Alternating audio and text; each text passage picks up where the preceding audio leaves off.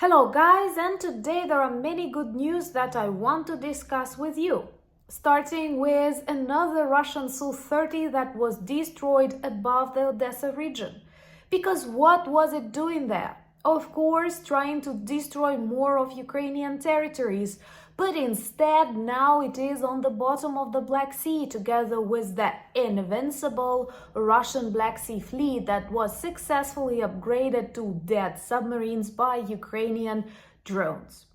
Today is the day when the US State Secretary Blinken, together with the head of the Ministry of Foreign Affairs of Britain, Lammy, visit Kyiv, and hopefully they will allow Ukraine strike back using long-range missiles like ATACMS, especially in the context that Iran has already supplied Russia with more ballistic missiles, and there are satellite images to prove that. We need to be able to defend ourselves. Today I was also pleasantly surprised with the comments of the Turkish President Erdogan, who personally in my mental folder is closer to dictators and authoritarian leaders like Xi and the Co. But he correctly stated that Crimea, Ukrainians and Crimean Tatars were much happier when the peninsula belonged to Ukraine, as it should be. And I cannot but agree with this statement. And this was also the night of the US presidential debates. Traditionally, I will not provide my Ukrainian opinions on that, but I can tell you all of us were watching it very carefully. So let's have a look at all of these events from an ordinary Ukrainian perspective. My name is Anna, I'm from Ukraine, I'm in Ukraine, and if you're new to the channel, subscribe to see Russia defeated and to discuss together some very important topics for the security and prosperity of the future world after Putin, without Putin. And there are some very vivid steps that demonstrate that defeat of Russia is coming soon. More and more Russian territories are a war zone and more Russian aircraft neutralized. As a very nice bonus, today we've learned another Russian Su-30 disappeared. What makes it more ironic at the moment of performing its evil mission and targeting Ukraine's Odessa region. It was downed and now somewhere at the bottom of the Black Sea. This is good because, first of all, some of Ukrainian lives were saved at night, but it is also investment in the demilitarization of Russia, something that all of us desperately need, even if you live hundreds of kilometers and thousands of kilometers away from Russia. Because believe me, with their evil tactics, they try to spread chaos and problems all around the world. And today, Kyiv was happy to meet and to greet the US Secretary Blinken and the head of the British Ministry of Foreign Affairs, who meet with Zelensky, decision makers. There are other leaders of countries like Lithuania and Latvia, our true friends and supporters, who have gathered in Kyiv, hopefully to make an important decision and to allow Ukraine strike back. But I'm always brutally honest on the channel because we are not speaker and subscribers. I genuinely believe we are friends and family and definitely people who understand and support each other. I am worried that this decision, even if accepted, is just a reaction to Iran's decision to supply Russia with ballistic missiles, and we are always one step behind the evil aggressor. Or I should say evil aggressors, and hopefully there will be serious consequences for Iran and similar regimes for supporting Russia and also causing troubles in their regions. Share and subscribe to see the defeat of Kremlin and similar regimes. That's important, and we have to be active to make it happen. The sooner the better. At this moment, there are satellite images demonstrating the ship that was all full of ballistic missiles from Iran, 225, and they are already in Russia, after crossing the sea, the Caspian Sea.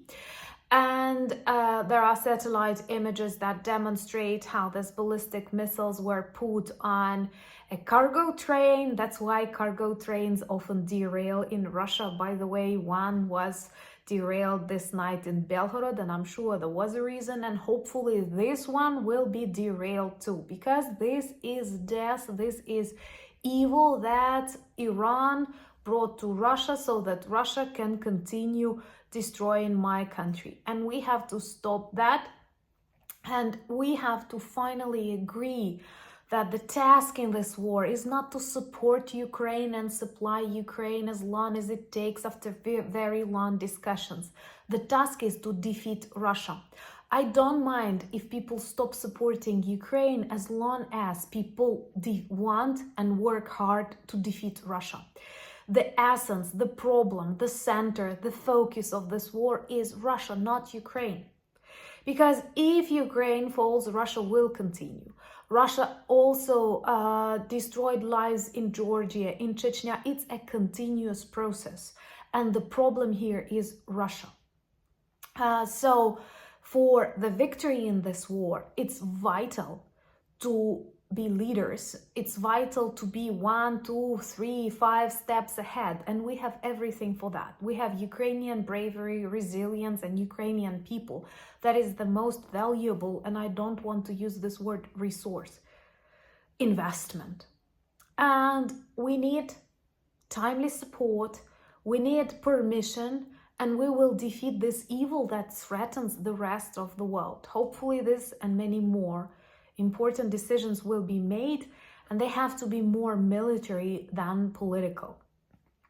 That's why it was quite surprising to hear that Erdogan, despite his good relations with other dictators on the planet, spoke about Crimea, the fact that it belongs to Ukraine, and that it was much better for all the world, including Ukrainians and Crimean Tatars who live on the peninsula, to be a part of Ukraine. Crimea is coming back home, but this process is long and complex, and Russia definitely must be punished for that too. So those people who offer negotiations, please don't get distracted. We cannot forgive, we cannot forget that many war crimes committed. It all started in 2014 with the annexation of Crimea and weak, yes, very weak reaction of the world. Subscribe if you want strong reaction and if you want to see bullies defeated. Bullies should be defeated, otherwise they continue drinking blood and energy, and they prevent us from natural, normal development in democratic environment. Oh my God, sounds serious. And honestly, today President Zelensky spoke that there are more than 137,000 recorded Russian war crimes. Just think about that before offering to negotiate or give up any of Ukrainian territories. These are not territories, these are lives, and this is also the normality in this part of the world that can only be achieved, and actually around the world, because once again, Iran, China, they get inspired by Russia, by its disrespect to international laws and agreements. That's why it is vital to illustratively punish Russia. And only then we can return back to normality. So please let Ukraine strike back and let Ukraine strike more to finally defeat Russia. But actually this is what happens even with our drones as the tool. With long-range missiles, more can be achieved. The majority of Russian airfields are within the reach of long-range missiles.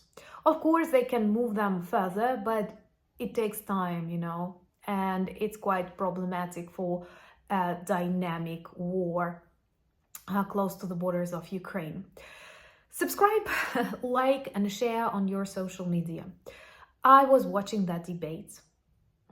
I know I have different opinions among my friends on the channel, But I will say that like I like the post of Taylor Swift, which she signed as a childless cat lady.